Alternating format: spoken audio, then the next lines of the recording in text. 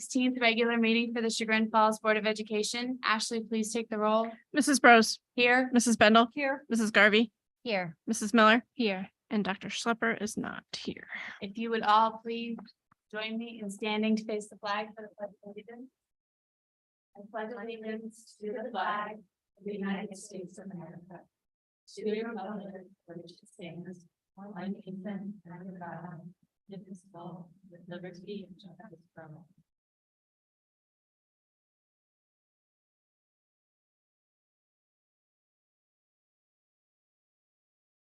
My wheels are out of alignment. Moving on, I move to approve the minutes from the July 19th meeting. Do I have a second? I'll second. Any questions, comments, edits? Ashley, please take the roll. Mrs. Bros, Yes. Mrs. Bendel. Yes. Mrs. Garvey, Abstain. Mrs. Miller. Yes. At this point, I will turn the meeting over to our superintendent, Dr. Kondarski, for the safety update.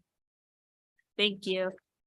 As you know, last May and even into the summer, we've been working on our school security options for the upcoming school year. We've had meetings, we've had public forums, we've had parent meetings, as well as school safety, our district advisory council meetings. And we have worked really closely with both police chiefs from Chagrin and also South Russell. And we have been working on trying to figure out what the best options would be for us to cover Gurney Elementary School and Chagrin Intermediate School. If you remember last April, we added 2 detail officers, and that was for 4 hours each at each building. The start and the end of school, the police departments both were willing to cover because they usually do that anyway. And we also had our school resource officer that participated, and it was very successful. And we felt that the teachers, the parents appreciated that work, but would like to have more coverage. And so we looked at different options, and our rationale for this work was prevention is better than reaction, a quick response time. Our response time at those schools are very fast, but our resource officer is only in one location, and on campus is always the best if you can do it. We know that building positive relationships, having someone that has training and expertise and is overseen by one of the police departments versus just hiring security, a peace of mind, supplementing what Officer Baldwin already does for our school, and having our community involved and engaged in the process so that we can have a better understanding of our schools and our safety plan. So this year, to start off the year, we're doing the district-wide school resource officer, which is Officer Baldwin. He'll still be serving preschool through 12 and do everything that he has done in the past for the district. When school opens in August, we'll provide 2 detail officers like we did last year, but they'll be in place for 6 hours a day, which we felt was met the need better for where we left off last May. That means that South Russell Police Department, Chagrin Police Department, and Officer Baldwin will have to cover a shorter period of time during student drop-off and pickup. And they have been working really hard on how they're going to cover and do that. But in reality, as we work through long-term solutions, we want that option to be temporary. The pros of those detail officers is that they provide the coverage for both buildings. It's less expensive than a full-time resource officer. And they also help us with additional insight to our overall school safety. Those detail officers that worked on those campuses last year helped us to put more security measures in the actual outside facilities for this upcoming year. You may not know what those are. You actually, if you're a staff member at those buildings, if you're outside, you may know what additional things were added or maybe repaired or enhanced.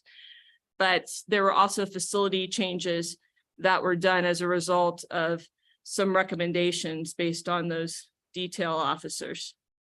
The cons of this practice just in reality are those are assignments. So pretty much you have a different officer every day. And if the shift is broken up into 2 shifts, which a 6-hour shift could be 2 3-hour shifts, you might have 2 different people in one day. And so that could be hard to cover on a consistent basis. And it's just better for everyone involved, staff, students, families, if they know who's going to be there every day. And that's really what we want to do and what we want to accomplish. So as I said, Chief Dasick and Chief Rizzo and I have been working on this pretty much all summer. And so some of the options we looked at was to provide a full-time resource officer. The issues that we run into when we provide a full-time school resource officer is that they're pretty expensive because they require a whole different level of training. Not only do you have to pay the salary benefits of a full-time officer, an SRO, if you will, works the entire calendar year, which means that the school district roughly pays for the school year, and then the different villages and South Russell would have to pay for the summers. So they would be employed year round. So we have what's called a memorandum of understanding that would cover that and what school resource officers do. There's very specific job descriptions that are actually, even now, there's some regulations from the state on what has to be included in those and what their requirements are for each school district.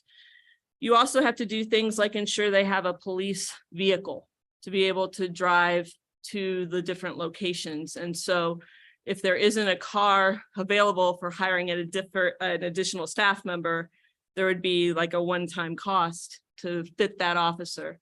And so when you start adding up those costs, it's pretty expensive.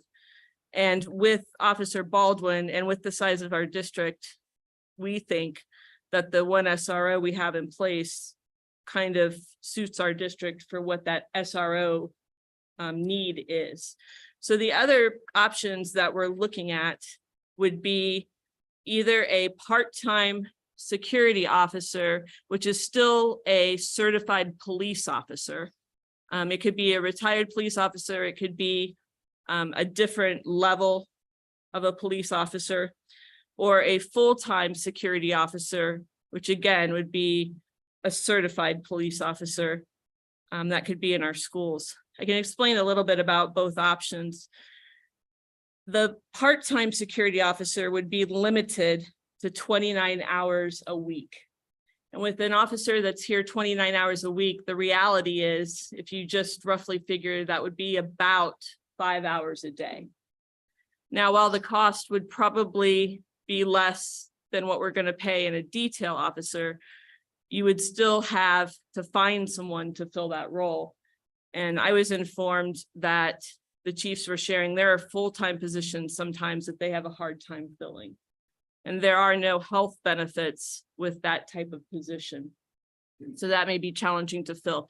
It would also take both councils to approve that type of job, as that specific job doesn't exist currently. But Chagrin would pay 100% of the cost because they would only work during the school year. They wouldn't work during the summer. There would be some training involved because they would work for the police department, and there always will be training, and just like teachers have training and administrators have training, those pieces would be in place. The other option would be a full-time security officer. And the reason it's full-time is because it would be roughly a 7 to 8 hour position. Our school day is not 8 hours, but it would fill that gap that I think it's about a half hour at the beginning and the end of the school day. So it would cover the whole school day. And if you do that position, then we would pay for healthcare and those kinds of pieces that the part-time officer would not get. With the full-time security officer, they would only work though during the student school year, just like the part-time officer would. So, and it might be easier to fill because it would offer the healthcare and the benefits. So I gave you some pros and cons that the chiefs and I work through what those options might look like. We are leaning towards the option of a full-time security officer. We just believe that they could enhance and help Officer Baldwin in what he does for our students. They could ensure that we actually started to talk about what the duties and responsibilities might be of that type of officer, to maintain a safe and secure environment on school premises, develop positive relationships with students, faculty, staff, and parents, prevent incidents of school violence and reduce crime, support and complement the role of the district resource officer, enforce state and local laws on school campuses, assist in safety drills and contribute to the revision of school safety plans as required, and understand and support our school policies and procedures. A really interesting question came up as we were working through this, because Officer Baldwin, as a resource officer, does a lot of mentoring, a lot of guidance. He knows our school rules. He knows how to navigate and support administrators. And so how would a security officer work through that? And I really appreciated talking to Chief Dasick, because they're still certified police officers. So even the police officers in our communities serve the general public. They're still there to help guide us and help us get the resources we need. They're still going to work with our administrators. They're not going, if there's a school discipline issue, they're going to get a hold of our principals and things to take care of that. If there's a student or staff member that needs help, they can still step in and help. But what I personally really like about the security officer option is it's the same person every day. So students are going to see the same face. Staff members will see the same person. And if it's a disciplinary matter, that's a violation, a criminal offense, they're a police officer, and they would handle it as it needs to be handled or contact the police department. But they're also going to contact Officer Baldwin as needed, because he's our SRO if it falls under that domain. So I thought that was really interesting when we talked through that piece.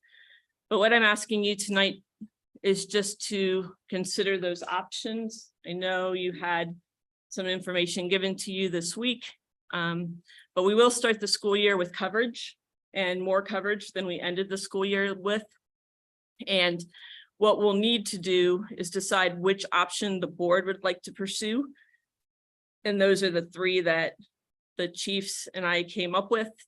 And then once we decide on an option, then we're going to propose those options to the different councils and ask them if they would support that option.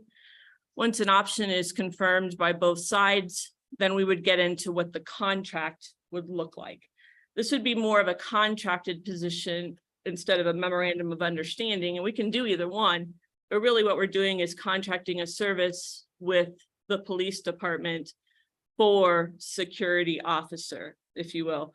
And what that will mean is they would just invoice us and we would pay them like we are the detail officers in essence. So we would work through all those pieces and then we would approve that contract. So it would have two pieces. Chief Dasick would like to get started on this as soon as we can. So I wanted to present everything tonight so that you would just have an idea of what is going on behind the scenes and where we're at with our three options. And I'm just really proud of the work that's been done probably about the last 4 months and where we're headed for our schools. I think they're really good options, and we're really lucky to have the police departments and the chiefs that we do that serve this district. So would a full-time security officer rotate between the buildings the same No, way it'd be Officer two. Baldwin does, or they would split the building? We want one per building. So one at Gurney and one at the intermediate school. So sorry, I'm two talking full-time. about one person, but it would actually be one at each building. Oh, okay. So two Two officers. positions, and Officer Baldwin would be on this campus. Correct. So one would be an employee of the South Russell Police Department, and one would be an employee of the Chagrin Falls Police Department. That's what we're hoping for, but that all still needs to be worked out. We just agreed to the options and those would be the details. But while we're working through all of this, we will cover the buildings with the detail officers. Sorry, there's a lot of different Yeah. officers to talk about. So And I there will just- be one of those at each building. So it's not one, it'll be just like it was when we ended the school year, except 2 additional hours. So Right. 6 and 6. So we're starting with more than we had at the end of last year, which I know that the Gurney and the intermediate school parents, families felt good about that change in protocol. I just want to clarify the cost. It's the structure that's a hurdle, not a barrier. I don't want anyone to think that. So you're proposing, the options that you're proposing are what were worked through based on feedback and guidance from the experts with the school district? Absolutely. And based on what we heard we had several parent meetings. We received lots of emails. Amanda Rossi is head of that district advisory council. I know that Officer Baldwin and myself had several meetings. We had the safety forum at the end of May and collected lots of feedback. We put all that into a spreadsheet. We had a safety council meeting. And back in February, which is where these conversations probably originated, we were working on updating our MOU with Officer Baldwin. Again, that memorandum of understanding, because there are new requirements that we want to put into that MOU since things have changed since that was originally written. We're still finalizing that as well. And through those conversations, that's where we thought we could enhance what we were doing. So that's how these positions came about, but it's really a combination of the people that are experts in safety think that we could do or need. And what would the interview process look like? Do you have any idea? It would be primarily and I wasn't here when Officer Baldwin was hired, but it would be a Chagrin Falls police officer.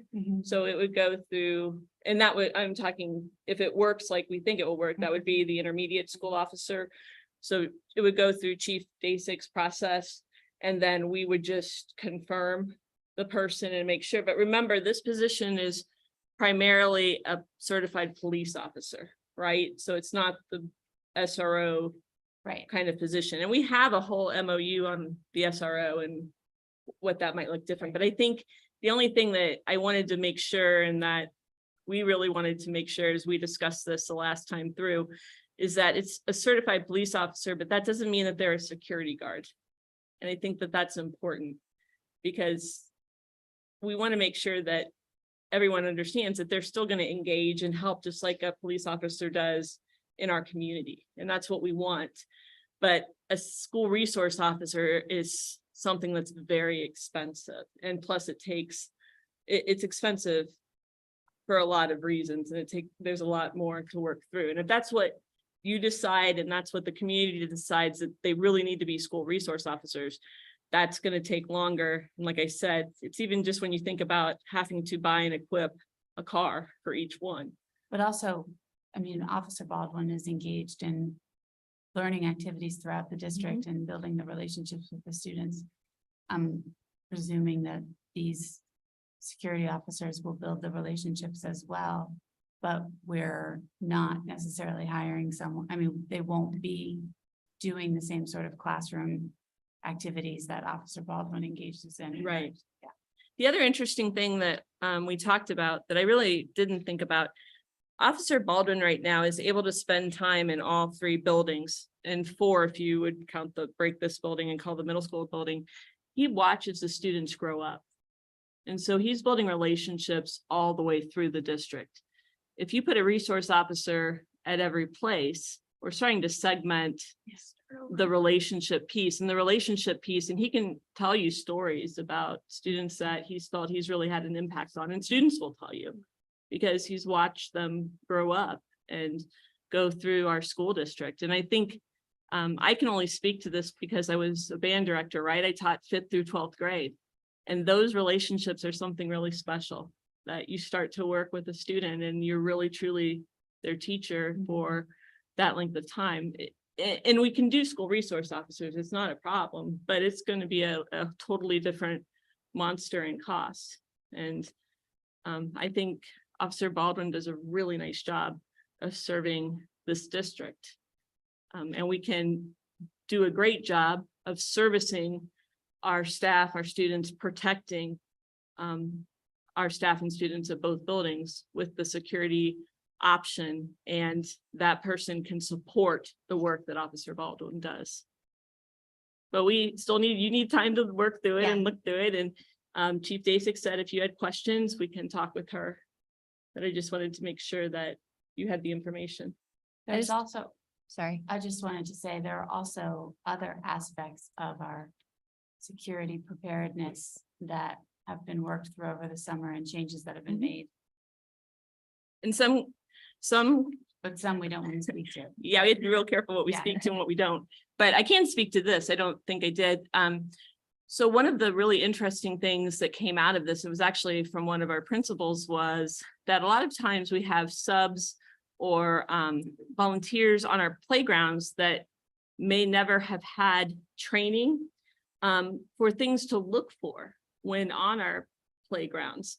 And so that's something that we're putting into place, is training for what to look for, the look fors, what to watch for, because I even think about the intermediate school, how you walk through sometimes when kids are outside and how we're just not trained to look like a police officer would look for different things. And so trainings like that would be powerful.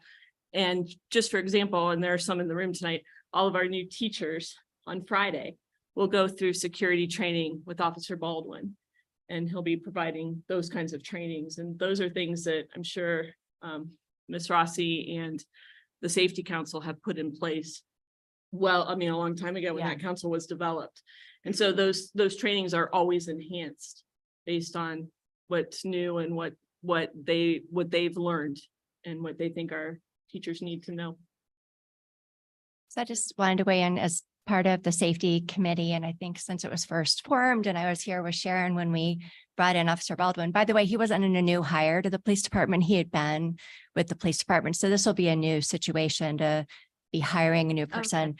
With regard to the hiring, I recall in the MOU, at least for the SRO, we did have something that said if it wasn't working out from the school district's perspective, we would work with the police departments to find a different individual. And of course, that has not been a concern at all, but something to think about as you craft MOUs for any new positions, that of course, this person is a police officer reporting to their respective police departments, but it has to be a good fit with the school district as well. And I have complete trust that our chiefs will take care of that. It's interesting that you said that, because one of the things that we've already discussed is they think to fill the position, given just employment in general, the struggle with filling positions is that, and these are just drafts, if you will, that any of these positions would need to have basically a 3-year type of agreement, right? So that we would be able to fund and secure the position for 3 years. But we talked about that clause. If it's not a good fit, what do we do? And how do we, and we looked at the SRO MOU to see how that worked and what that would look like if we needed to change officers. So it's quite ironic that you brought that up. Yeah, already being thought through. So that, and you're so on top of this. And just in addition to all the things you've talked about, and the really robust safety and security measures that we have in place, I want to just underscore that this is an enhancement. And to me, again, safety committee met this spring. It was really great to hear from teachers and principals and parents who are part of that committee, who also experienced and had things to share about what does recess look like when there's nobody around? What did it look like when we did have the duty officers around? How can we make sure that we're bringing in these enhancements that are really filling a gap that we need? So when I hear this discussion about the SRO, I didn't recognize anybody bringing forward a gap in the student enrichment component of the job, that we felt Mike was doing an amazing job of teaching certain classes, really getting to know the students. All of that was really checked off, but Mike can't be in 4 places at once. And so it was really more a grounds security need, having eyes and ears on the campuses. And so I think your recommendation for a security officer, and I fully support it being a full-time person where they're on campus 8 hours a day, being the same person is hugely valuable. In fact, I would hope we could expedite, because the duty officers honestly make me a little nervous. The fact that it can be anybody, and it might make people more comfortable to know who's going to be there and get to know that person as soon as possible. So I know that our police departments will work quickly to have that happen. And also, I completely appreciate community policing, and our officers do an amazing job of getting to know our families and our kids. That being said, that certainly would be part of the job, but the main part of the job is a security job. It's not to be in the classrooms with the kids regularly. It's not to be playing hopscotch on the playground. It's to be really watching the perimeter and being more in a security role on the playground. Of course, being friendly and open to the kids. And that's kind of my thought about, as you craft the duties and responsibilities, to me, that would be an important component, so that we're very clear that this person is filling a gap that we have identified. And we did talk about whether or not it needed to be a certified police officer, if you will. Mhm. So we kept the name security officer because we wanted to bring that to the forefront. But everyone in the room, when we were finalizing this, still feel the need that it needs to be a certified police officer under the direction of our police chiefs, because they're serving our children. Mhm. And we want that connection. And so that's why we still are going that direction, because the other option, like I said, would be to hire someone just to do security, if you will, maybe standing at the front entrance or standing on grounds, walking the grounds. And we thought that the job needed to be a little more than that. Mhm. And that's why we are leaning and thinking that these options were stronger options for Chagrin. We took a tremendous amount of time, and Chief Dasick was an SRO for the Chagrin district at one point in time. So she was instrumental in crafting the MOU. There are always concerns about the role of law enforcement in engaging on district campuses. It can be a beautiful relationship, or there are districts that have trouble with it. I appreciate security officer over security guard. I think it's important enough that people really understand that this is a police officer who has been vetted through, our local police departments, who's continuing to report to our local police departments, who's meeting the expectations of the job description that the district. If there's any way we can come up with a name that is more school officer without being school resource officer, I just think that security officer is not disconnected enough from a security guard, and that may make people uncomfortable. So I think that was the way we were leaning, because of exactly what Catherine said. So we'll play with name when we meet with the Okay. chief. How's The that? SSO, the school security officer. There you go. yeah, that's one. I'm not choosing these because we did have an agreement of options, and that's what I brought here tonight. Okay. But what I'm going to suggest, if you do feel comfortable, is take some time with the options and think about your questions. But what I would like to do, because our September meeting that we actually vote on is scheduled pretty far out, and the chief, like you're suggesting, would like to move on this sooner than later, and I think I do too. And please know the detail officers are great, because they're also certified police officers. It's just that we have to fill it the way we fill it. And both chiefs went out of their way. The duty detail piece, they changed how that worked so that they could get the 2 extra hours for us. And so they could do the 6 hours, because they thought it was that important. So the sooner, I agree, the sooner we can decide, the sooner we can present, the sooner we can post and get those positions filled, if there isn't someone internal, which I'm assuming there won't be, because they're pretty stretched. But maybe we can think about that and then figure out maybe a time for the chief, and if you have specific questions, and then approve an option that you'd like us to pursue. Yeah, I saw the job posting go out for a traffic director person. So am I understanding correctly that Mike won't be doing that anymore, and this security officer? Yeah, that's won't an be interesting directing story traffic all in anymore? itself, and I almost want to say Chris, but no. No. So Chris will try to do that because he's been working on that. So the idea would be, we ideally do not want Mike Officer Baldwin to be directing traffic. We think Mhm. that our SRO should be working and supporting what I would call our students and our safety at the beginning and end of the day. So we are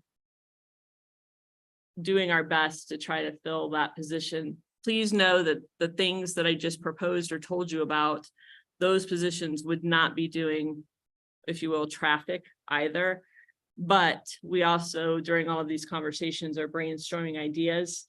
And we have a couple things in the works to try to fill those positions, but I'm not a person, I love it that Ashley is the person that has to put out a 5-year forecast and give you suggestions or ideas of what might happen. I don't like to do that because I like to have a more concrete kind of option when I know that it would actually work. I'm pretty sure it's going to work. So give us about maybe the September 6th or something. I might be able to tell you what our next steps are. But as of right now, and Chris, we don't have any candidates yet, do we? But if there is anyone that would like to direct traffic in the mornings for 2 hours roughly, and in the afternoons for 2 hours at the stop sign, please see Chris Wolfter. We would be happy to engage that conversation. And we tried to fill this last year and no luck. Since right? March, Since March. right? Since about March? Yes, we've had it posted on social media. I think there's somebody out there for it. That person. Have we offered it as 2 separate positions and tried? Yeah, we try to market it that way because I think it's nice to be able to switch off there's a day and that's the day Right. in the afternoon, or even Mornings work. mornings. afternoons are Where supposed- we get 2 people, I think it's really, sub for one. Right. And make it more flexible for people, because it's a job that, it's decent if you want to be able to do it that during that time. But it's not kind of inconvenient if you want one trip. or- You 2 aren't running for school board. Yeah. I'm crossing guard, sorry, busy. Chris, for someone who might be interested in the position but doesn't know what kind of requirements are required and also what training will be made available, can you just give us a brief overview? Yeah, sure. So, I couldn't quote the exact hours, hour and a half in the morning. There's a portion on this campus here right before arrival, and the traffic duty here would be at the freeway intersection. The person then travels to their meet school and helps out with the arrival there. Then there's an afternoon duty that's kind of almost a mirror of that, starting here and then going over there. The key in the afternoon is, of course, letting out students and buses so the traffic flows well. There's training as well involved. We would have Officer Baldwin who's involved in the police department, help with the training. Obviously, there's some safety gear and that sort of thing that would be part of that aspect for it as well too. We put the pay out there. I think our pay rate for that is $25 to $30 an hour. And it's a good position. So we've been trying to fill it. And I just don't think that we've been able to find the right people. Again, if anybody knows about that, it's on our employment website. My email's on that. We send it out through the ESC as well too. So maybe we'll put something up. But I think the best part is word of mouth and community members sharing with one another as well too. And I do think of crossing guards, and I'm not trying to go for the crossing guards. Those are kind of the same, but that might be the same demographic of people who might be interested in the position. And I think that is something that people could get a lot of employment benefit out if it's the right thing they want to do. Especially having multiple people, because, effective diversity. Are you aware of any other districts in the area that have this? I did reach out, and I did hear specifically many that had this. We don't have some that have hired private traffic people, and that's sort of the service. I don't think we want to go that way, because the feedback we got from other districts on that. I think it's better to have, a dedicated crew of people that employ directly, but even that, when we tried to look to hire people that way with the way it was set up, there wasn't much interest in building contract. So Jennifer, I think we all want to expedite this. I know you're ready to expedite it. Have you gotten the information you need to go to the respective councils and start working on specifics that you could bring back to us?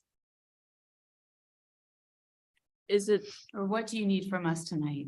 I'm not asking for anything tonight only because I want to give you the opportunity to make sure that you have all your questions answered, because I know this finalized information didn't come through until the end of, I think it was the end of last week. So, and the other thing, I think there were some questions about the different costs and how they broke down, and we were still working on that, on some of those pieces, because we weren't sure about the benefits piece. And I think there was some work that we were still getting on those pieces. So I would even think, once we start school, we have teachers back on Monday officially.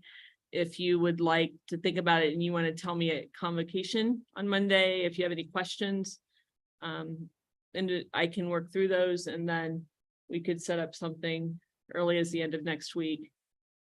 If you're comfortable, think through your options. Are you comfortable with? Do you have any questions that you think you're going to have? No, between- I don't. So I think we can tell you now that I'm telling you, I feel very comfortable with you pursuing the full-time school security officer position and bringing back the details that are missing. Okay. And we would look at that. Lori? I agree with that. Okay, Sharon?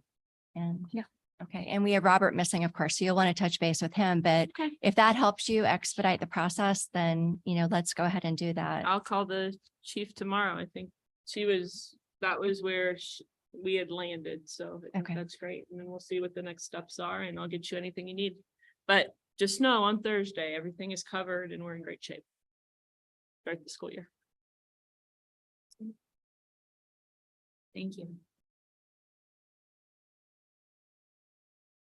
And then. Oh, and I'm still on. I'm sorry. I thought I was done. I took up a long time. You would. But this is the great part as well. So typically at our board meetings, when we hire our new staff, we invite them to our meetings, and Mr. Woofter introduces them, and we have an opportunity to get to meet all of them. Well, we weren't able to do that all summer long consistently. And I know we usually make them give a 3-minute speech when we introduce them. We asked Mr. Woofter to give the speeches tonight, and I thought that the new staff members could just stand and be recognized, and then we'll do the pictures at the end. So these are the staff members that haven't had the opportunity to attend a board meeting.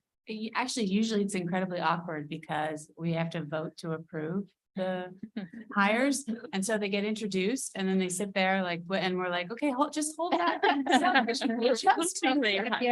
But I think Now we there's don't only a have that. couple, right, in that situation tonight, so. Oh, Okay, just a couple. All right. So am I okay to go ahead? Go. You Thank are. Okay. Thank you. This is a very exciting time when we welcome new people, and I wrote just a couple quick thoughts here. These new teachers that we're bringing on today, we certainly want to put our best foot forward in welcoming them. They really represent the best of the best, and they're really a great addition to our excellent staff. And in fact, many of the staff, were very involved in the interview process, have been sat on committees and, vetted people. So the people who we're bringing on today represent quite a challenging process that they've went through, but a good confidence from us in the teaching that they bring to us as well too. Again, we really look for staff who are caring, collaborative, confident, reflective, committed, and have a really solid pedagogy of teaching as well too, which is clear. So that's obviously our staff in general represents, and these new people we're really excited to bring them on in that way too. I tried to catch everyone as they came through the room. There's a few people that I think I have an accurate count of who's here, but there's some people who aren't here that I will probably say, I'm going to mention them briefly. If they are here, then, we'll acknowledge them a little bit more. But the first person that's on our list to introduce, who I don't think is here tonight, is Terry Lardell. And Terry is not brand new to us, because Terry served in our position from 2000 to 2022 in the middle school as a halftime French teacher. Then last year he came back in a long-term sub capacity for part of the year, and then helped us sub, and he's also dual certified in French. And so, Terry's not new to us as a district, but we're excited to welcome him back. He did a great job, and this is a full-time French position. the middle school. So also here tonight for sure is Tara Gallo. So Tara, if you want to stand, be acknowledged, you don't have to stand the whole time. You can sit. I'll read it out too. And Tara's going to be at the middle school as an ELA teacher. She moved to Cleveland in July of 2022 with her husband for a residency program. And then she previously taught fifth grade language arts and supervised academic challenge in Amherst schools. She's also taught sixth grade and seventh grade language arts in New Jersey for 4 years. And she was also the advisor of the National Elementary Honors Society for her last 2 years in New Jersey, which I thought was really interesting. And then she'll be, this will be her 6th year in education. She graduated from Rutgers with a BA in English and a master's degree in education. She holds a license in 4.9 and PK5. And as also has an administrative specialist and intervention specialist license. So she's kind of got the gamut of licensures. She's got quite the credentials there. She enjoys fundraising for Parkinson's Foundation, and she's participated in Moving Day Walk in Columbus in October of 2022. She has a number of hobbies, including baking, cooking, reading, and yoga, and she is excited to join the team. So we'll welcome her. We'll welcome everybody. Thank you so much, Tara. Hey, Samantha Jenshock is here. Samantha, if you'd like to stand, thank you so much. She's going to be our middle school RTI teacher, and she's coming to us with 11 years of teaching experience, and she's really excited to start at the district. She grew up near Chagrin Falls and graduated from Kenston, which we're not going to hold against her. She went to Ohio State University and graduated in middle childhood with a middle childhood degree in 2011. She also has her master's degree in curriculum instruction assessment. And then she started teaching in Charlotte, North Carolina, then teaching 8th grade social studies there for 3 years. Then she returned to the Cleveland area to be close with her family. Some personal things about her she shared is that she's been married for almost 7 years. And then her and her husband have a 3-year-old named Barrett and a 1-year-old named Bo.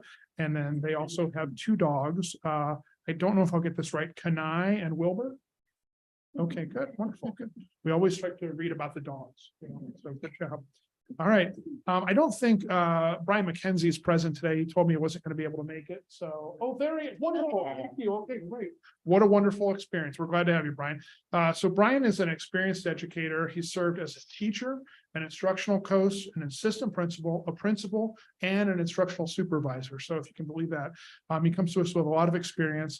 He holds a graduate degree in instructional technology, curriculum instruction, and administration from Kent State University. By the way, he's teaching at the intermediate school, and he's teaching 5th grade, specifically in the area of math.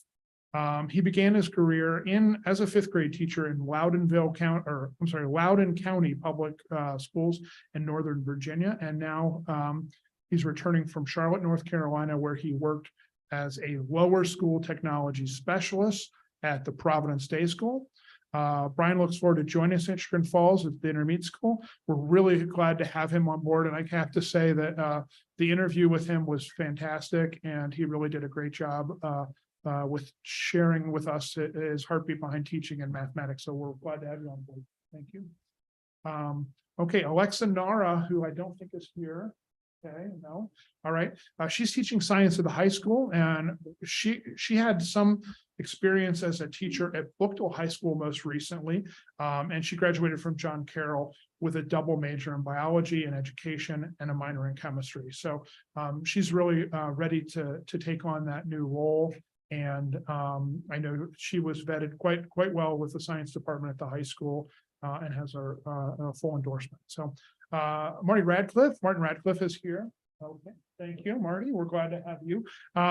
Middle school intervention specialist. Some of you may know Marty because he's a community member. He graduated from Ursuline College with a master's degree in education and in special education, and he holds a K-12 intervention specialist teaching licensure. He completed his student teaching at Solon Middle School, where he worked with students in the intensive intervention resource room. And during the 22-23 school year, he was intervention specialist at Willoughby South High School and supported students in algebra and biology. Marty's also involved as a coach with the Chagrin lacrosse clubs. Most recently, he coached the 7th and 8th grade girls team, and his hobbies include boating, lacrosse, Cleveland sports, gardening, or just being outside. So he resides in South Russell with his wife Bridget and 4 children. He's really passionate about special education, and we're really excited to have Marty join us here. Thank you very much. Okay, so also here is Jacob Wells. Jacob, you'd stand. Thank you, Jacob. Jacob is going to be an intervention specialist at Gurney School.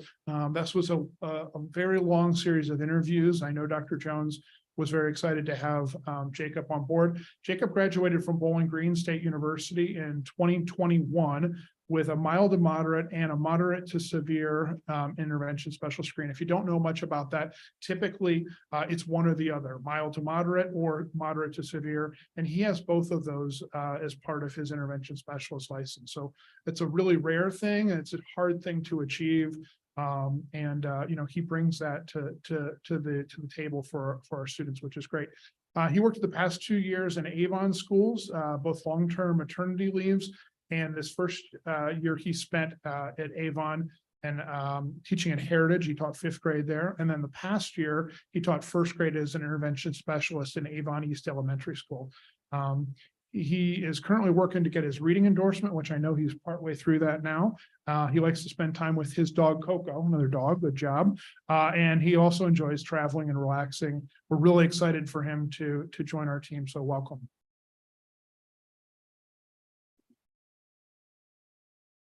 Okay, also here tonight is Annie Schloop.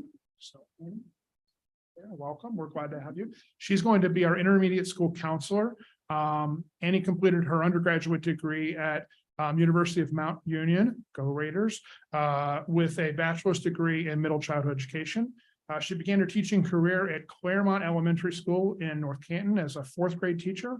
And then she went on to teach 6th grade science, language arts, and social studies at North Canton Middle School. She received her master's from the University of Akron in school counseling and began counseling as a high school counselor at Northwest High School. It's down in Canal Fulton, if you don't know where that's at. While she was teaching in North Canton, she joined the high school girls basketball and middle school volleyball as a coach there, and she coached those. And then in the past few years as school counselor, she's coached the program's Girls on the Run. I don't know if you know about that, but it's a great program for middle-aged kids and particularly girls. She also volunteered for One of a Kind Pets. So there's the dog connection, which my dog Martha was adopted from One of a Kind Pets. So congratulations for that. She participated in the annual Bountiful Gift Backpack Program and Holiday Collection for families as part of that. And also her hobbies include hiking with her family, staying active with her dog Ben, and playing the piano. So we're really excited to welcome her to Chagrin School. So welcome. Okay, so now on to our administrators who you all know, but we thought it was appropriate to bring them tonight too and introduce them. I promised them I would be brief. They said, no, you don't need to say anything, but I wanted to share a few things from my thoughts and also the press release that came out. Amanda Rossi is here, our new high school principal. Amanda, if you'd like to stand. Wonderful, thank you. She's already been previously approved, as we know, but Amanda served here since 2015, and I was privileged enough to be on the interview committee that interviewed her. And the thing that I think set her apart from other people then and still does is the way that she's committed to people, particularly students, families, and her staff. And so she's proven herself, obviously, over the years that she's been here. We're so excited for her to step into this new role. And not only is she ready, but I know she's going to do a fantastic job. I'd like to read a quote that was a part of the press release, so you could read hear this. This is, Ms. Rossi served 8 years as an assistant high school principal, and she's gone above and beyond to serve students, parents, and the community. And her commitment to the Chagrin students, staff, and families is something we've heard over and over again in the interview committee. We could easily have left she could have easily left over those 8 years, which is really true, to take a principalship in other positions. And I know that's really true, but she's dedicated to Chagrin, she's dedicated to the students, to the families, and that really does mean something for our community. She wants to be here and she knows the people. So we're very excited for her to help continue to carry out her vision at the high school and to share her leadership. And we just wanted to welcome her as well too. So thank you very much, Amanda.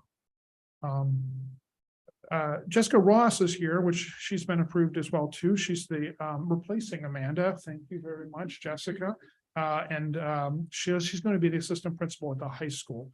So she was hired to replace Amanda, and there were 22 applicants through that. And obviously, this was kind of late in the game with the hiring process. And there were 22 applicants for assistant principal. 5 individuals were screened, and then there were 2 finalists, and she did a fantastic job in the interview process. She comes to us from Medina High School, where her responsibilities there were the associate principal, and she also did some work with facilitating and professional development. They had a faculty of 135 staff members there, so a very large school if you know anything about Medina. So a couple thoughts about Jessica, and that is she resides in Chagrin Falls and has 2 children. Those children attend Gurney School and the intermediate school. We're excited to welcome Jessica as a new assistant principal at Chagrin Falls High School for the start of this year. And she's a valued member of our community, a dedication to the students, and also care for the educational process as well too. She's been very genuine in the way that she's embraced new people. We're excited to have her part of our leadership team and part of the high school as well too. So we'll welcome her. That completes my introductions for this evening. Thank you for bearing with me. And I think at this time, turn it over to you and then next steps. Thank you. Can we give everyone a round of applause?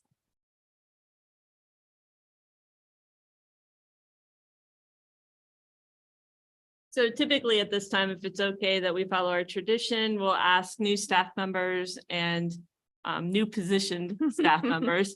We'll take a picture at the nicest point we can find in our room, and then just take a little bit of a break, not very long, and then we'll reconvene our meeting, and you're allowed to leave at that point if you would like to. So it's 5:56. Do you want to reconvene maybe 6:10? Sure. Okay.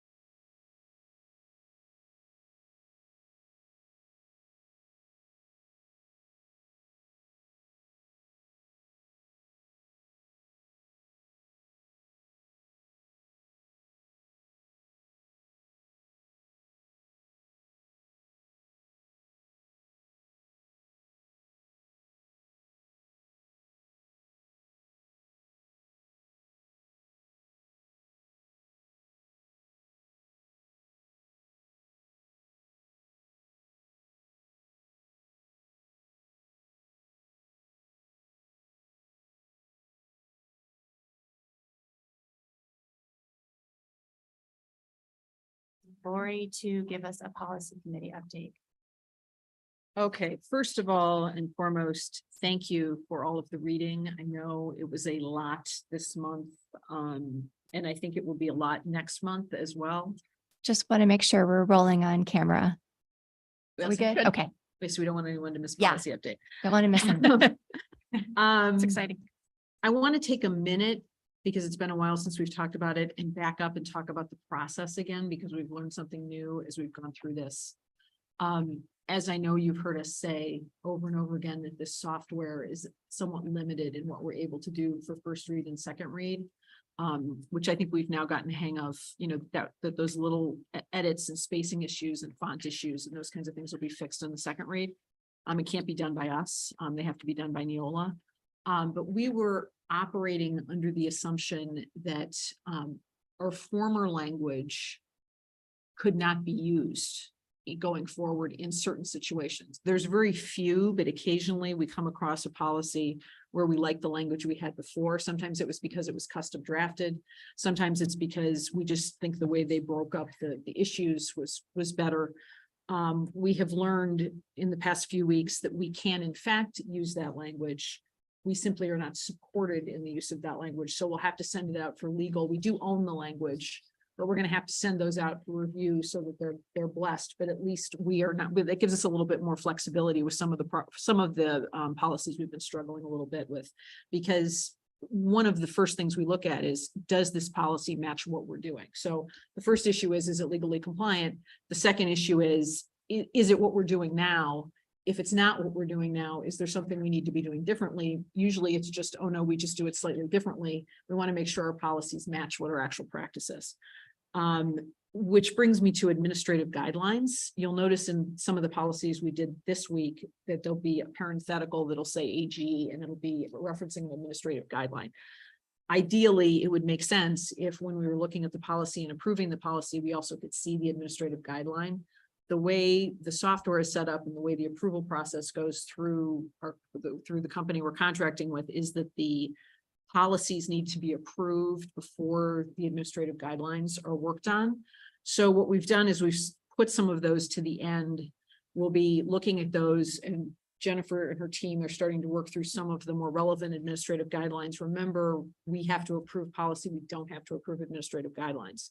So in those instances, that gives building principals, staff, teachers much more flexibility with changing those as needed, but we still have to make sure they align with policy and that we're getting everything into policy that's legally required, that to be in policy as opposed to something that can be changed on an ongoing basis. A couple of things, as you know, I think we're going to devote part of our work session on the 6th to policy. So we've pulled some, those will be in a folder. Some of them we've already talked about, like public participation, compensation. Those are essentially done. There's just a couple little things I want to run by you to make sure we're all on the same page. We've added crowdfunding and fundraising. That's one of the policies where we do certain things in the district. Our students do certain fundraising practices. There's the Sudan fundraiser, the leukemia fundraiser. We also, Catherine has a folder from, I think she said 2017, which is the crowdfunding research and the policy that we wrote that's a custom policy. So we want to take a look at that and compare that to what Neola offers and see if we're better off sort of sticking with what we had originally. But we are going to need to make some changes on the fundraising side. None of that impacts our support organizations. That's been dealt with through the new grant policies. That's not impacted by the policies we're talking about here.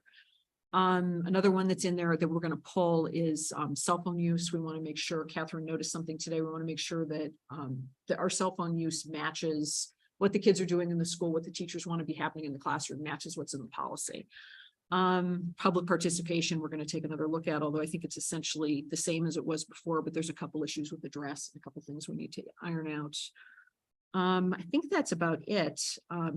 Remember, if there's anything you see in here that you want to correct, shoot Jennifer or shoot me an email and we can make those corrections. If they're minor corrections, if there's anything major, we can pull it for discussion. But I think everything in here has been looked at and is ready for first read. We will have another big group at the next regular meeting. I think we can look forward to Ashley's 6,000s. All of those treasurer policies should be great fun. And we're getting close. So any questions? Would you I just know- recap what has been pulled since yesterday? That's Yeah, I don't. that have was the there, that's not- list. we pulled of the. four Public you mentioned, we participation, I pulled think. 3. One was fixed, one was pulled just because the use of the word not was actually correct. It was just a grammatical issue Oh, we need to okay. look at. Mhm. We tried to group, there's a couple that were on the list. Hold on a second. At least that's if I make them. Yeah, we tried to group them. Something you've probably noticed by now that I should have pointed out when we started was when you look at the 300 or 3,000s, the 4,000s, the 5,000s and 7,000s, you might have a policy that's identical in each one, but one's for certified, one's for classified, one's for students. So we've tried to group those together. And then let's see what else we pulled here. I've got it, I think, You have it? maybe. Give me 1 second. We pulled 5406. Okay, We pulled 3281. We pulled 4281. That's an example of where they're aligned, so we'll do them both at the same time. 3122.02 was the one that had the correction done to it. There was an error, a typo, and that one was corrected. So that is corrected. And the updated version is in the agenda. Right. And the other ones were pulled. Right. And then there were ones that were, some were submitted for questions. And those were pulled. So 511.3, 2431, 9160.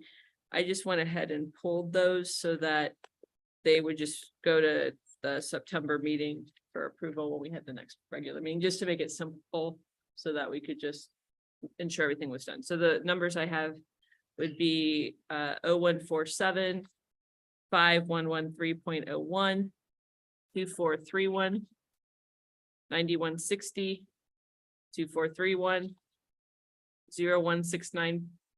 I think that one is not. I think it's 0169.1. It says 0.9. but I Oh, think right. it's Okay. 0.1. Right. 5136. And none of those are in this agenda, so you don't have to worry about you are voting on when we get to that part is correct. Christie and I both checked it. And then the other thing I would just want to make you aware of that we'll be talking about on the 6th, there's some issues regarding publications, First Amendment, the policy we have now, how it impacts our newspaper, our podcasts, our speech and debate, our, Right. both at high school, but there's also things in middle school. I need to get a handle on what we're doing now. Because there's been a lot of change in law in that area, and we're hoping to leave as much of that as we can in guidelines, but some of it is required to spell that in policy. So that's probably the thing that will be the most time consuming for us to talk about. And I think that's it. Any other questions? Good job, thank you. Thank you, Yeah. Lori. Okay, thanks. I move to approve agenda item 6.01 to appoint as. Not yet. Did I skip? Didn't you? Oh, public participation. Sorry. Is No, there anyone? Financial Treasurer report. report. Financial. Oh, report. way down. No skipping. Oh, I'm so sorry. Okay, moving along, agenda fast. item 4.01. I will turn the meeting over to Ashley for the treasurer's report. I will go fast. So in July, when we have the board meeting, we are not closed and ready to do reports yet. So I'm doing the June reports. A lot of the details in the monthly report, which is on my portion of the agenda for action. This is I just want to cover the year end since we're talking about an entire fiscal year. And give you a picture of where we are at ending last fiscal year of June 2023. So this is a very simplified summary. Again, all the details in the monthly reports, which have been attached. So I'm sure you had a chance to take a look at those. Second column here is our estimated. This is as of our 5-year forecast from May. And then this was what actually happened highlighted there. Ending cash balance, 18.9 million. It's a variance of negative 420, almost $420,000. Due to quite a few things, but in everything in taken into consideration, $400,000 is not that much of a difference on when you're talking $35 million in expenditures and revenue. So we're going to move on, and then I'll cover a little bit of the detail here. General fund revenue, here's where we ended up, 35.7 million.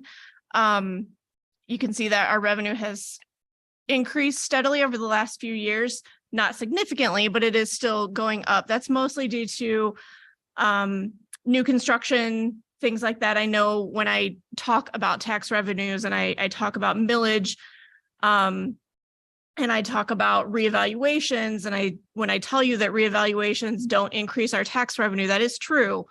But when we get new construction, that does increase our tax revenue. So that's why you're seeing those numbers go up, in addition to a lot of smaller items within our revenue line items. This is the same graph that I present every year. It's always on the website if you want to go take a look at it.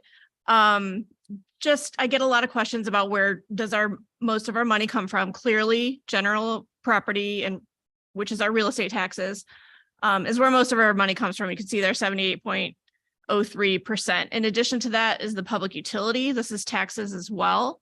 And then these two items right here, the unrestricted grants and aid and the restricted grants and aid, that's our state money.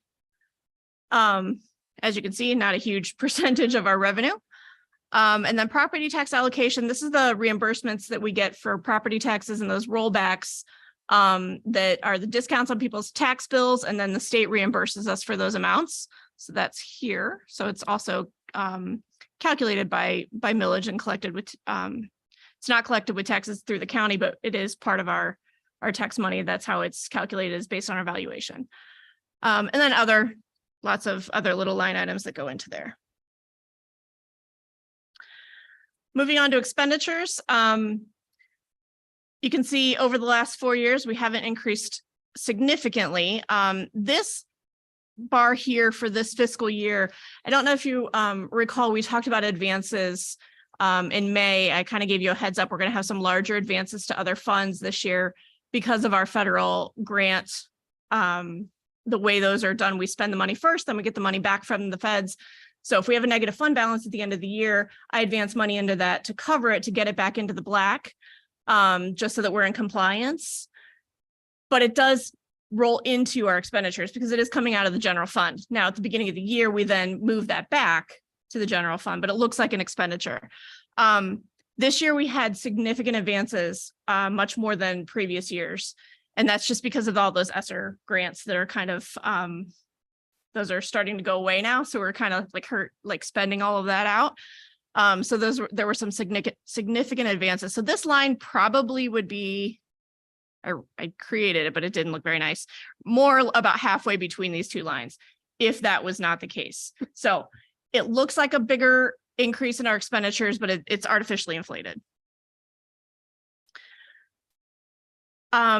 Again, same graph that I present every year. Where does our money go? Clearly, we are a people business. Everything that we do is our people. That's how we educate our kids. Salaries and wages and employee benefits is our largest expenditures. Again, this transfers in advances. If you compare this to previous years, this piece of the pie here is much larger than it has been in the past, and that's because of those federal grants again. Purchase services, less than about 10.7%. Again, these are items, and I know I go through this in a little bit more detail twice a year when we do the forecast, but purchase services, we don't necessarily have control over all of these things. These are not things that we just don't feel like doing. These are things that are required by law, a lot of special ed services, things like that we have to contract out for. Supplies and materials, this is really where we can control our budget, but as you can see, it's a really small percentage of what we spend. Capital outlay is equipment, and then other objects are things like refunds of prior year expenditures and things like that. Okay, so this is a combination of those prior two charts. So here you can see compared to prior years, here's the breakdown of this year, and then I kind of broke down all the prior years, just to kind of give you a picture of what's happening. Wages and benefits have increased a combined average of only 1.9% per year over the last 4 years. So I think we're doing a pretty good job at controlling our expenditures. And then here you can see where that advance total really affects our total expenditures. So if this blue piece of the bar right here looked more like it has in previous years, you can see our expenditures would have been more in line with the trend that we would have expected. Ashley, Yes. so we should not be concluding that our staff are making less than 2% year over year. So where did that cost savings come from? So- Because I know our staff got bigger raises. Right. So if you recall, if you look here from 19 to 20 and from 20 to 21, you can see the 20 to 21 did go down. That was part of the commitment that we made when we passed the levy, and we made some cuts. Did not affect classroom. Those were things that I don't even recall what all was on the list, but it was $1 million in cuts that we made without affecting our classroom. In addition, the wage or the benefits are really controlled here. And that is due to implementing the self-insurance fund. Mhm. We've saved significant dollars doing that. So I combined, when we talk wages, the benefits are a huge part of that. And so I don't like to separate them out too much.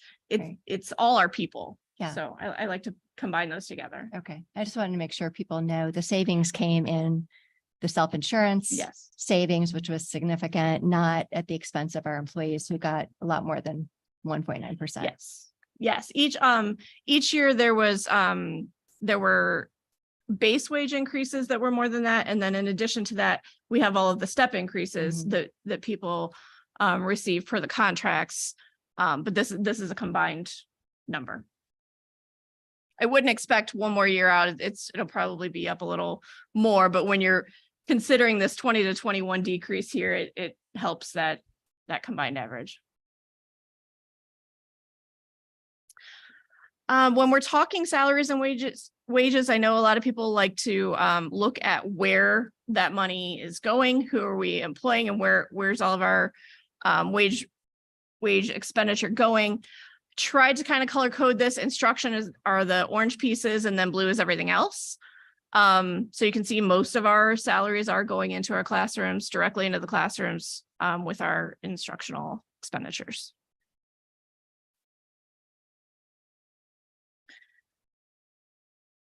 So comparison of the prior 4 years of our cash balance, obviously the orange is this current year. We're ending at 18.9. Little higher than last year, but as we start to deficit spend according to our 5-year forecast that we prepared in May, we will start deficit spending in the next year or two, and then that will start eating into our cash balance, and that'll go down a little bit. And then if you're really interested in all the other funds, most of what we talk about is the general fund. We cover that in detail all the time. But there are a lot of other funds that we are responsible for and that we handle. This is a real quick summary, just beginning cash, revenue, expenditure, ending cash, outstanding encumbrances as of June 30th, and then our unencumbered balance. The one thing I want to point out on the PI fund, this looks like there's a lot of money sitting here. 1.5 of that is what we've reserved for the transportation facility. That's the $500,000 that we've transferred each year over the last 3 years into that to hold on to get ready to fund that facility. That was it. That was really fast. Anybody time me? So any questions? I know there's a lot more detail in the monthly report. You're welcome to ask any questions or give me a call if you have any issues. I think you did an amazing job as usual. I love your graphs. Very simple to follow. And the good news is there's no surprises here, right? controlling costs where we can. We're meeting our commitment to our taxpayers. Yep. To stretch out that levy cycle. So Yeah, and I know we covered this a little bit in May. We'll do it again in November when I present the next 5-year forecast. But yeah, we've definitely met our promise. We promised 3. We said would probably be 4. We're going to be there, and I think we're probably going to be 5. So nice job, we've done everybody. a really good, yeah. And that, you know, that thanks is not, that's not me. That's, you know, all of the staff down to classroom, you know, every person who's making expenditures, they do their part in trying to find the best deal for our taxpayers, Makes a which difference. is much appreciated. All right, anything else? Thank you, Ashley. Mhm. Agenda item 5.01 is public participation. Is there anyone signed up to speak? There's not. Great, moving along. The next agenda item is the board recommendation for the annual business meeting to select a delegate. I would like to appoint Robert Schlepper as the delegate for the OSBA annual business meeting, November 13th, 2023. And in the event that he is unable to attend, I would like to appoint Lauren Miller as the alternate delegate. Can I have a second? I'll second. Lauren, do you accept your? What's that day again? 14. November. Yeah, it'll 14th. teach Is him to it miss a during the meeting. SB? Yeah. It's during the whole Yeah. thing. Okay. Yes, I accept. All right, any other comments? No. Ashley, please take the roll. Mrs. Bros, Yes. Mrs. Bendel, Yes. Mrs. Garvey, Yes. Mrs. Miller. Yes. Agenda item 7, consent agenda items. I move to approve 7.02 through 7.1. Can I have a second? I'll second.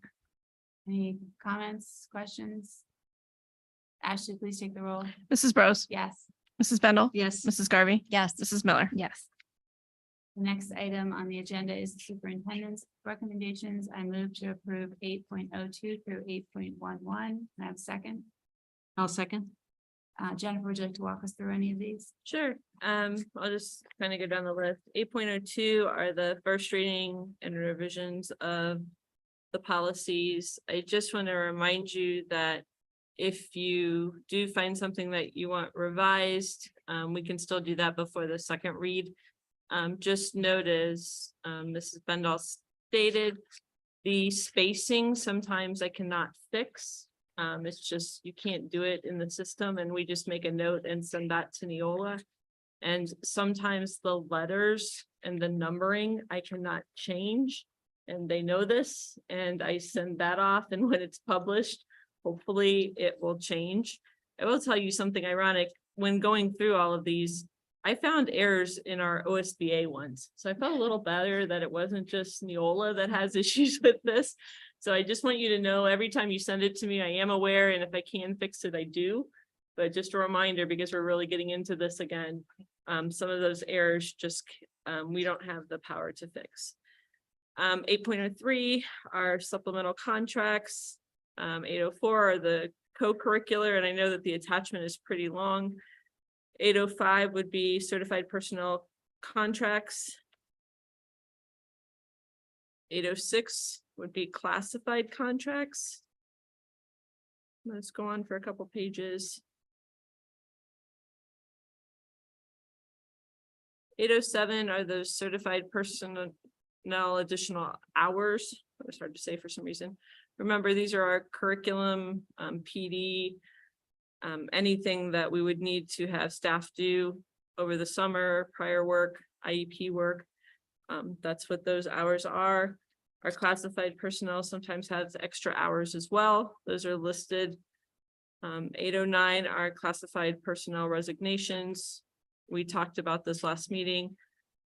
Sometimes classified personnel will take a position and then get a full-time position, and sometimes we have resignations for other reasons, and maybe they moved, and there's just all kinds of reasons. So don't let those, I think some of those were took a new position or a full-time position. So we continue. That's why I said we might need to have a special meeting, because we're still filling those positions as they become open. So to get those positions filled, We want to get everybody in place as soon as we can. 8:10 then would be resignations for the purpose of retirement.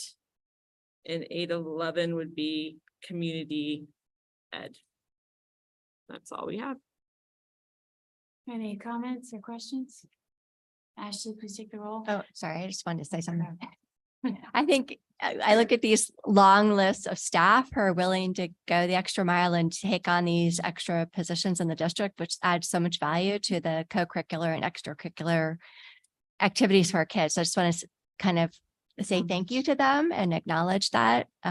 It's great. And I know that when a student or a principal has an idea or a staff member has an idea, there's somebody there who's willing to step in and make it happen. That's pretty amazing. And I don't want to draw it out, but I probably should on 8:10. I didn't want to take it when she handed me the paper, but Diane is retiring from Gurney as the administrative assistant to the principal, and that will be a significant loss to our district. She's just a wonderful person and very good at what she does for Gurney Elementary. I think we all have had our kids go through the building when she's been there to, keep everybody organized. But she also gave a really long runway because I feel like this has been something that's been known a little bit that it was coming up. So she's been planning this for a while. And it's well deserved. Yeah. So, that's all I have. Ashley, please take the roll. Mrs. Bros, Yes. Mrs. Bendel, Yes. Mrs. Garvey, Yes. Mrs. Miller. Yes. Agenda item 9, treasurer's recommendations. I move to approve 9.02 through 9.05. Can I have a second? I'll second. Ashley, would you like to walk us through these? Sure. 9.02 is the monthly financial reports. If you looked at the agenda earlier, it had May and June on there. That was just a mistake. You've already approved May, so I pulled that off. But all the detail is there for June. I'm not going to go through it tonight like I normally would because I already went through where our overall financial position is at the end of June. So I'm going to skip that part. Then in now certificates, we have the first one is it says Alliance on there. It's the Alliance for High Quality Education. And then NCERT, those are a couple invoices that came in after the or before the purchase order date. 9.04 is donations. We have 3 TVs and a wall mount at a value of $3,290 from the Bendel family. Chagrin Soccer Association donated a student record board, and Rotary Club donated a US map on the Gurney playground. I don't know if that's there yet or it's going to go on the playground at a value of $2,000. 9.05 is equipment disposal. The only thing on that attachment is the coral risers because we are getting, or I believe we already have the new ones in. So we are replacing those and getting rid of the old ones. All I have for you tonight. And you'll pass along our appreciation for the donations. Absolutely. Any other questions? Ashley, please take the roll. Mrs. Bros, Yes. Mrs. Bendel, Yes. Mrs. Garvey, Yes. Mrs. Miller. Yes. Does anyone have any other business they'd like to introduce? Seeing none, our next meeting is Wednesday, September 6th at 5:30 in the Sands Conference Room. Lori, can you make a motion? Yes, I'd like to make a motion to enter into executive session in accordance with Ohio Revised Code 121.22 for the purpose of consideration of employment and compensation of a public employee or official. Do I have a second? I'll second. Ashley, please take the roll. Mrs. Bros, Yes, Mrs. Bendel, Yes. Mrs. Garvey, Yes. Mrs. Miller. and we do not foresee taking any action following executive session.